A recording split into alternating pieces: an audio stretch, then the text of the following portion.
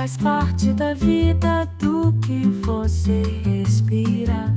Seja Clube Arte, Clube Arte. Então, Marina, a gente já se conhece há um bom tempo e você sabe, eu não sou jornalista, né? Então, hoje aqui a nossa conversa no Boqueirão é para compartilhar com a gente como foi esse processo.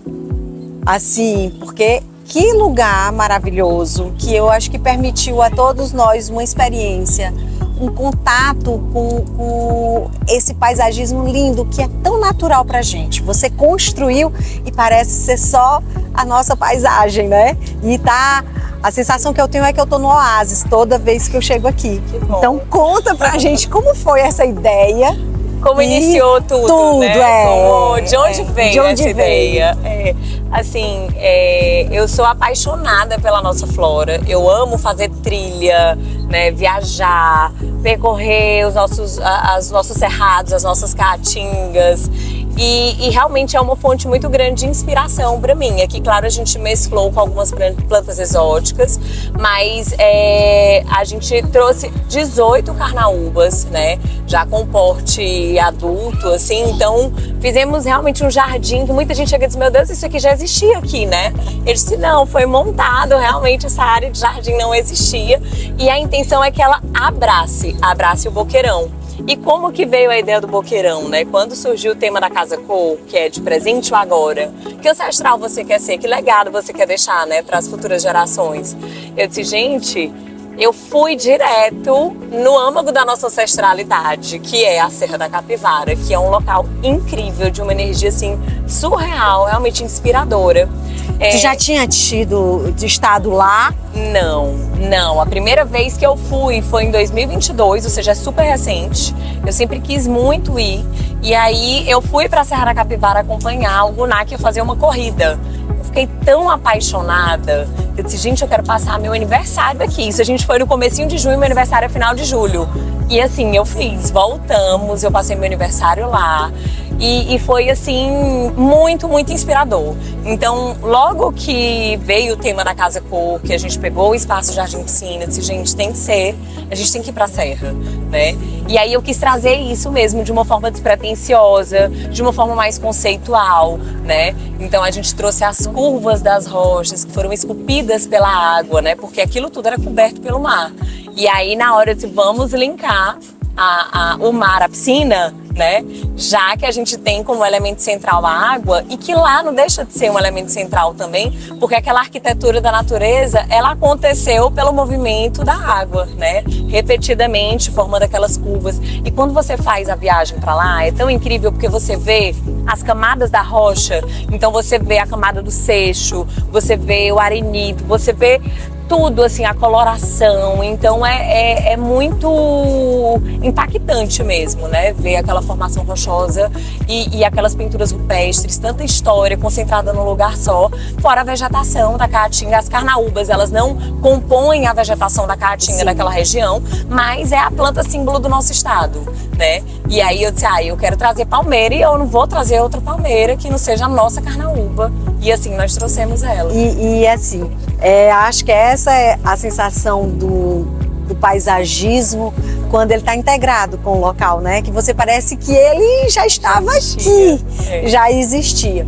Uma curiosidade, a carnaúba, a gente não tem o hábito de fazer ela esse dentro do uso, mas é possível, Maria. É super possível. Eu até tenho conseguido inserir nos meus projetos. Uma palmeira lindíssima. Belíssima. E assim, é uma palmeira que hoje, na região Centro-Sul, ali, né, São Paulo, Minas Gerais, eles estão comprando carnaúbas porque está, assim, super na moda lá, né? As pessoas estão utilizando, os paisagistas estão utilizando mais os seus projetos e a gente tem essa riqueza aqui, né? Tão próxima, tão da gente, tão a gente, né?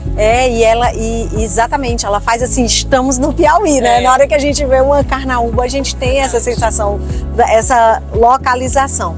Marina, outra coisa que, assim, que eu gostei e amei muito, é como se a gente tivesse um experimento aqui, né? A gente faz um circuito no teu espaço e a gente vê esse processo do homem. Sim. E o tempo passando conta, porque você contando é fantástico. A gente fala que a gente construiu uma linha do tempo, né? Então Sim. a pessoa inicia o percurso, ela faz o percurso entrando no Boqueirão, o gazebo, que esse gazebo ele tem essa estética de rocha mesmo, para remeter a essa morada ancestral. Tanto que eu digo que a escala que a gente usou, as laterais onde as pessoas passam, elas são realmente um pouco mais rebaixadas. Para algumas pessoas que são mais altas, por exemplo, elas se curvam, né? Elas têm essa coisa da caverna, que era a morada do nosso ancestral, né? Sim. Onde antigamente, enfim, eles caçavam, eles eram nômades, mas eles buscavam as cavernas como morada, como locais de segurança, né? E a gente, é interessante que eu vejo que as pessoas estão se identificando com isso, porque é uma estética diferente do convencional, Nossa, né? Do que a gente tem na arquitetura. Então, até quando eu disse, vamos fazer e vamos ver o que vai dar, porque pode ser que as pessoas digam, ai, não sei, tá? É muito diferente. Mas as pessoas estão se identificando muito, e eu acho que tem a ver com esse nosso DNA, do acolhimento da caverna, sabe? Da segurança, e vem disso mesmo. E aí, conta, a linha do tempo continua. Isso. A linha do tempo continua. Continua. Ela eu continua. adoro essa Aqui história. a gente chega, aí tem os pilares, né? A gente fez uma estrutura aqui para poder auxiliar na estruturação do gazebo. E esses pilares representam a mata da caatinga no período da estiagem, né? A gente tem uma pingadeira que representa o pinga, como é conhecido no interior, que é aquele pingo que sai da rocha no período de chuva e representa o início da vida na caatinga, né? Que é cíclico. Então, a pessoa vem percorrendo, ela passa por um mobiliário incrível que a gente tem aqui, todo curvo também, tem tudo a ver, né, com a estética do gazebo, desse estar da piscina, e chega numa mesa que a gente chama de altar, porque é uma mesa que tem peças da Fátima Campos, né? Então é uma instalação artística onde nós temos cabeças que são do acervo pessoal da Fátima, e ela passa por rochas, e no final tem um pé que na realidade não é o final, é a continuação dessa trajetória, dessa caminhada, né? A caminhada do ser humano. Tanto que dentro do pé tem buritis, e a gente não trocou esses buritis por buritis novos, eles são buritis que estão envelhecendo, porque representa exatamente isso, o ciclo da vida, que muitas vezes a gente quer assim, apagar um pouco esse ciclo, e ele é tão importante, né, para que a vida aconteça, ele precisa acontecer. Exato. E a gente tem essa coisa de querer sempre o novo, né? E a beleza do processo do tempo, sim, né? Sim, Nos materiais. A nossa que arquitetura vernacular, a nossa arte, o nosso artesanato, é a valorização desses ciclos. Maravilha. Né? Então eu acho que isso representa exatamente esse olhar, esse amadurecimento do olhar da arte, do olhar da morada, da arquitetura, do design, né? Então, Marina, é maravilhoso. Quem não vê tem que viver. A gente teve uma experiência também maravilhosa na piscina, onde você propõe areia no fundo da piscina. Isso. A gente, nesse percurso, a gente ainda tem uma parada numa área que a gente chama de até uma ideia que o Alberto, a gente aqui, eu disse, meu Deus, os vasos quebraram, os vasos de barro que eram da casa. Ele, por que tu não faz o setor de arqueologia? E aí eu disse, ótimo, vamos achar esse lugar. E a gente encontrou um cantinho, assim, que fica numa trajetória do final aqui do gazebo, onde tem os vasos que pertenciam à casa. Eles trincaram com a ação do tempo e nós fizemos uma instalação. Então colocamos os vasos representando esse setor de estudo arqueológico, com artefatos cerâmicos que foram encontrados diversos lá, inclusive com datação de 9.000 anos, né? Sim. Então E que a cerâmica faz parte dessa história do homem, né? A evolução da cerâmica e o homem. Exatamente. Então, e em daí, paralelo. a gente chega na praia, né? A gente passa por um percurso de um pergolado maravilhoso, que é um pergolado existente da casa também, que a gente optou por mantê-lo, inclusive com as características da madeira. A gente não lixou a madeira, não invernizou, nada. Ela tem as linhas do tempo da história dela, da história da casa. E o que a gente fez foi acrescentar palhas de carnaúba formando esse forro, reduzindo a escala, né, do pé direito. Então a pessoa passa, ela se sente mesmo acolhida. Muita gente levanta a mão para triscar na palha da carnaúba, sentir o material. E a carnaúba, que é uma excelente cobertura, né? Sim. sim, muito usada na nossa Muito arquitetura, usada, né? é. Na arquitetura vernacular também. Muito. Então, a gente trouxe ela já formando essa transição junto com uma rede de tucum, né? Onde a pessoa tem visitantes que vêm E eu adorei, porque você tá na rede, tem aquela experiência da rede no mar, né? Exatamente, bota o pé no chão e sente a areia e olha assim, meu Deus, eu não tô interessada. Por isso que a gente chama o espelho, que é uma escultura incrível que foi feita com o mesmo material do gazebo, que ele fica na praia e a gente diz que é um portal, porque ele te transporta para um outro lugar, né? Te transporta para um novo universo e inclusive faz essa trajetória da linha do tempo, que a pessoa se vê refletida na história. E aí entra a questão da piscina, que a gente optou por trazer a piscina natural.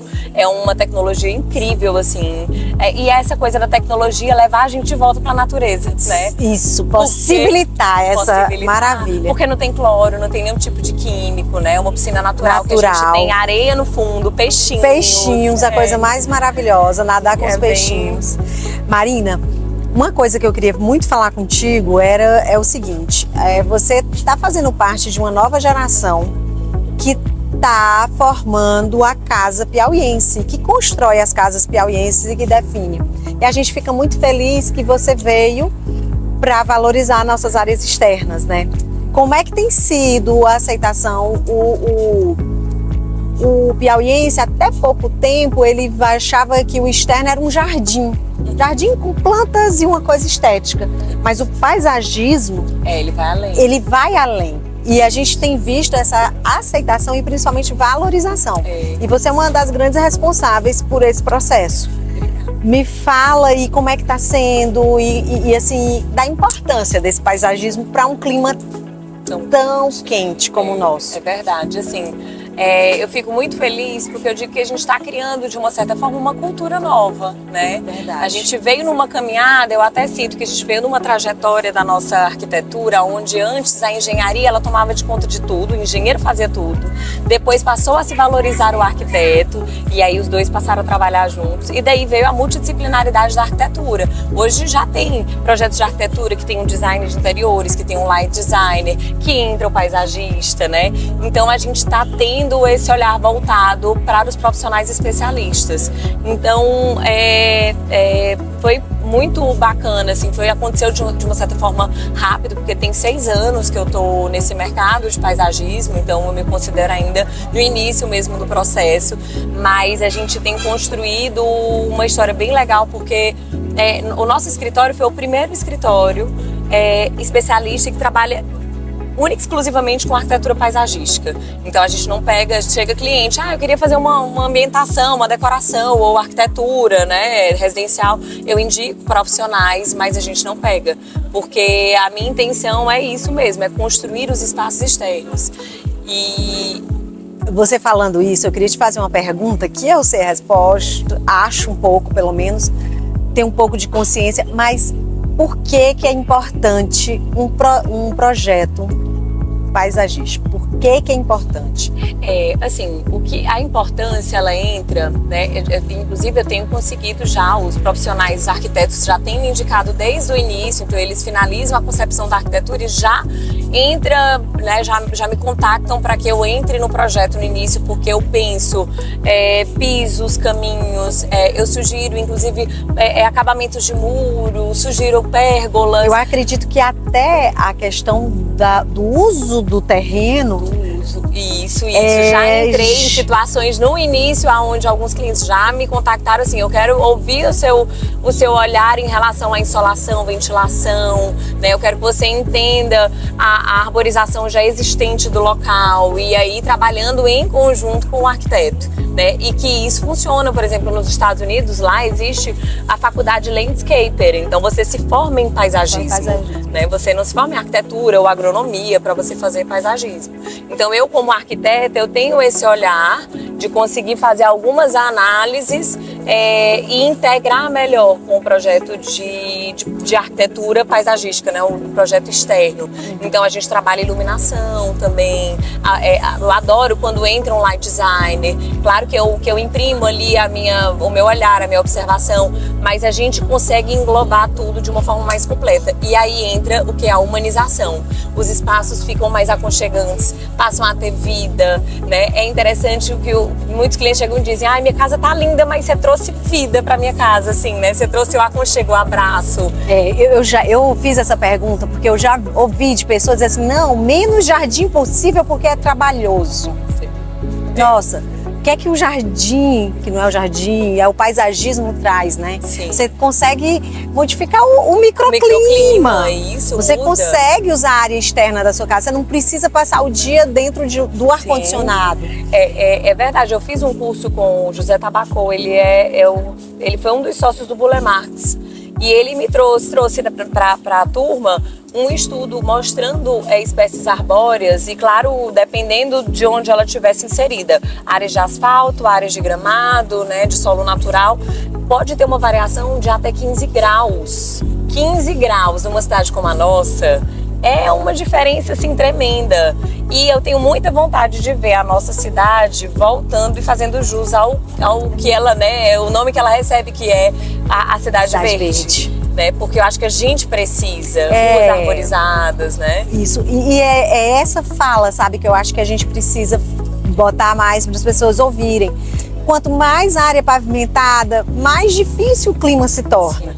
Sim, e é possível você ter um jardim, botando de novo o jardim, sem essa vida tão complicada, tão complexa, tão trabalhosa, né? E as pessoas verem todo um benefício. E a gente também falando de uma realidade que acontece, né, Marina? O clima está num processo. Está. E a tendência é esse aquecimento ficar maior e a vida, né? Como é que a gente vai fazer? Então é um processo. O paisagismo é uma ferramenta de fato para essa consciência da cidade. E assim, é um caminho que, de uma certa forma, é um caminho sem volta, né? Porque o planeta, ele tá aquecendo. Eu até brincava assim: eu queria tanto, o planeta tá aquecendo e eu queria imaginar a Teresina, aquela ideia, né? Do sertão vai virar mar, Teresina resfriando, mas infelizmente não será. Aqui vai ficar mais quente ainda, né? E eu acho que a gente tem que pensar nessas soluções sustentáveis, nessas soluções verdes, né? Isso. E que o paisagismo, ele vai além da vegetação por ornamentação, né? Ele vai também como função climática, né? Isso. Então, assim, eu acho que você tá abrindo esse lugar na cabeça dos clientes, nos espaços, e a gente quer que expanda para a cidade como um todo, né? Exato. Essa consciência de que a gente não precisa importar tanto plantas, mas que a gente pode, através da nossa própria flora, poder ter soluções e que de fato você consiga ter a casa mais confortável. Exatamente. E, consequentemente, mais bonita. Porque não tem ficando, como, né? O verde é vida. Hoje fala muito de biofilia, né? Sim. E dessa importância e tudo. Mas é fato, é científico, né? Comprovado que esse contato com a natureza está no Japão, eu gosto muito de citar esse exemplo. No Japão, desde 1982, eles têm como prática de saúde, receitadas por médicos, o banho de floresta. Que é o quê? É o contato com a natureza, é você parar, fazer uma pausa, ir para um parque, ter contato com a natureza, tirar o sapato, pisar na grama, na terra, né? Esse resgate mesmo que tá faltando no mundo, né? Então, você ter um jardim na sua casa entra na prática biofílica, é uma das práticas, né? E entra em questão, é uma questão de saúde. De saúde. E esse espaço Boqueirão é muito inspirador. É muito inspirador.